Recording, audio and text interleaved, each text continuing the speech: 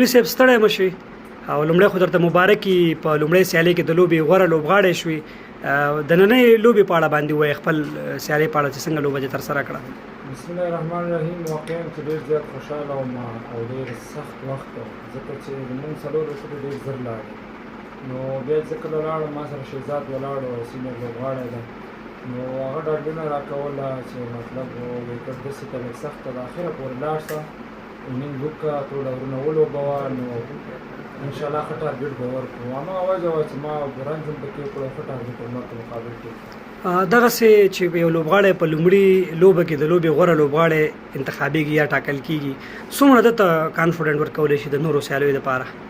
والله واقعا اول مطلب ما چې کوم اول میچ اوس د اول میچ کوم، نو اول میچ ډېر سخت دی. همدا هم ویل چې زه به رن څنګه کوم او څنګه به ټول اورونه لوبوم. چې کله مې رنز وکړو اوس انشاءالله را روان میچونو کې کوشش کوم چې 50 وکړم یا 100 وکړم، همداسې 90 وکړم. رسولي صاحب که موږ وګورو زموږ په کورني کرکټ کې اکثره شلای ورځې سیالۍ ډېرې وي چې تاسو پکې تاسو سترګو کېږئ، شپږیزه مثال یا لسټې وي.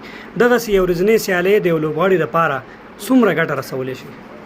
والله باید یو ورځنۍ خو پرېږده چې باید موږ ټسټ کرکټ وکړو. موږ چې اوس کله لوبۍ ته تللي تمریناتو ته، هغلته موږ مس خان کله کوچ و، هغه وویل چې دا 20 دا T10 دا ون ډے صحیح ده، خیر ښه کرکټ ده، خو مهم ټسټ کرکټ ده. ټسټ کرکټ مطلب هغه ډېر غټ کرکټ دی، هغه کې چې ته کله ټسټ کرکټ شو نو ته کولی شې چې ون ډے او 20 اسانه سره وکړې.